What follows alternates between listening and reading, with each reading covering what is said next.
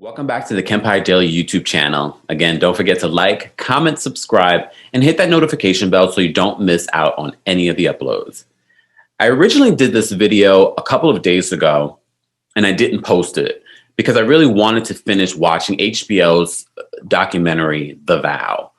I'm not sure if you guys have been following this story. I completely forgot that I even heard about this story a couple of years ago when the leader of this cult that was framed as a self-help organization was arrested along with the Smallville actress Allison Mack.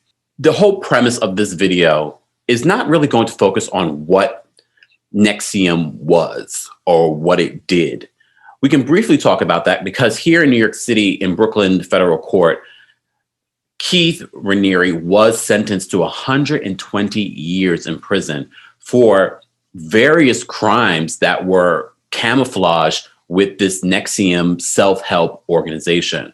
But watching The VOW, you get a really in-depth look at how this manipulation happened for almost 3 decades. This man has been doing this. He first started doing this when he had a separate company that was sort of like this pyramid scheme that he ended up running from and completely dissolving, and then got into this more self-help realm. He really was a genius. When you think about what he was able to do and for how long, and how he was able to manipulate and influence some of the smartest people in the world. And I know a lot of people look at people in cults as, they're easy to brainwash and, they must be stupid. Or no, he really got some of the most intelligent, powerful people behind him. And if you watch some of the video, because this is one of the cool things about the documentary, is the fact that they were documenting NXIVM, not for this documentary, but just on their own, including Keith. He was part of documenting the building of his organization. So there's a lot of footage that you get to see in some of the concepts and ideas that he shares with this group. And I can completely understand how these people fell for it, because you know what? They were actually helped from it. And some of the people that were part of this cult will confirm a lot of good came out of it. I got over a lot of anxieties and issues and past things. The problem, though, was underneath that self-help organization was groups and manipulations and illegal activity, which is how they got him. And shout out to the former members of this organization that didn't have the money or the means. They just really used their resources and try to get attention on what this guy was doing. They literally brought down this man who had millions and millions of dollars behind him. It's crazy because you know what? I know a lot of people probably watch this documentary and are like, oh my God, I can't believe that these people fell for this.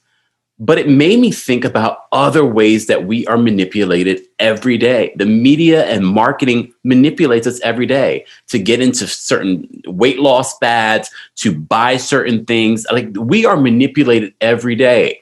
This is how President Donald Trump was able to become who he is today. We cannot deny that he's manipulated millions of people, and he's influenced other international leaders to take his lead. He's not the only one doing what he's doing right now in other countries. And I know this is controversial, that people don't understand that Donald Trump was able to really manipulate people in a way that right now is still ongoing. Of course, people are waking up to it. I'm sure there are a lot of people like, no, I can't defend this man because of this and that. But we can't deny that manipulation is happening every day. When he says fake news, yes, there is fake news. Is it the fake news he's talking about? Not necessarily. But the news, media are always manipulating us. I've fallen for it. You've fallen for it. And and some of a lot of it is very innocent, getting into technology and getting into weight loss fads, getting into natural remedies. It's now more than ever, I can see how a Keith Raniere at NXIVM was able to do what he was able to do. And I see it all the time on social media, these new spiritual gurus and leaders. And not to say that they're bad or future cult leaders, because I think Keith started with a good intention. I still think he had a good intention, but I also think he has a sociopath within there, because a lot of his ideas, I remember watching The Vow these last couple of weeks thinking, that's actually a really good concept and idea. Unfortunately, there was a dark side where he was forcing women to lose weight, forcing women to brand themselves, forcing women to, he was manipulating not just women, but also men. There was this gradual build up of what he did. It was crazy. But then it made me think, he's not the only one manipulating the world. He's not the only one that has created a cult. A lot of the things that he's been doing, I know this is, people have been talking about it, you know, shout out to Leah Remini. She really exposed Scientology, but Scientology has millions of followers around the world and fronts as a religion. And are there religions that are cult-like? Well, yeah. I think now we can say that more than ever. I think 5-10 years ago, if I said something like that, people would be like, oh my God, I can't believe you said that. But I think we're seeing now more than ever that there are religions and organizations that front as religions that are manipulating people. But there was something that was said in The Vow that is very similar to what they say in Scientology in regards to suppressive people. You know, if you defect from this organization or religion or cult, they have all kinds of ways that they attack you, manipulate you, sue you, really try to suppress you, but call you a suppressive person.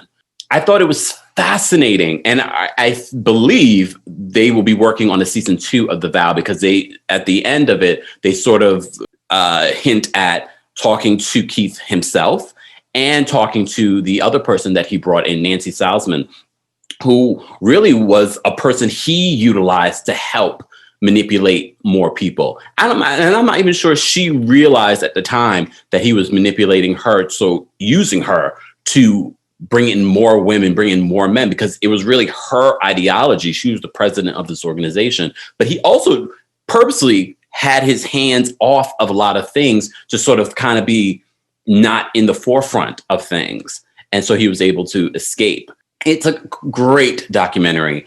If you have not seen it, I think everyone should watch it, because it will make you think not just about what he's done, but how media, how the world is manipulated every day, manipulated in good ways and manipulated in bad ways. As I said before, even though he was manipulating this group of lots of people and had lots of influential people a part of it, there was good. There was, you know, a lot of the former members have said, you know, there was a lot of things that I got over because of the ideas that he had. Unfortunately, he used his power for bad. He used his power for manipulating, for abusing women and men, mostly women, but definitely the manipulation that he did on some of these men in order to sort of protect himself was abusive.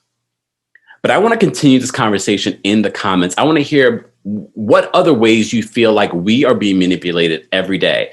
I see it, as I said before, I see it everywhere. I see it in marketing. I see it in the rise of the guru. You know what I mean? There are lots of gurus out there now, and a lot of social media influencers. Listen to that word, influencers, that have a mass following of people looking for something. And don't sit there and think, oh, that could never happen to me. We all have quote unquote weaknesses. We all have things that need to be healed. And we're always looking for someone to heal us. One of the things that I always try to take before I listen to someone else and their ideas is, how does it make me feel? But also, are they heightening my own self-awareness, my own independence? That to me is the key. And that to me is also the key to a great therapist. They're giving you the tools so you can think critically for yourself, as opposed to thinking about their ideas. I don't think this is the last that we'll see of Keith Raniere and the NXIVM group. I think it will just come up in another form. I'm interested to see what he will do in jail, where people are looking for a voice, where people are looking for some sort of influence. It wouldn't shock me if he starts a new group in prison. But as I said before, he's not the only one. There are a lot of organizations and religions that are out there that are fronting as self-help. There are things happening in the dark that we don't know about. But like I said, I want to talk about it more in the comments. Let me know your thoughts on how we are being manipulated in the media and a variety of other ways.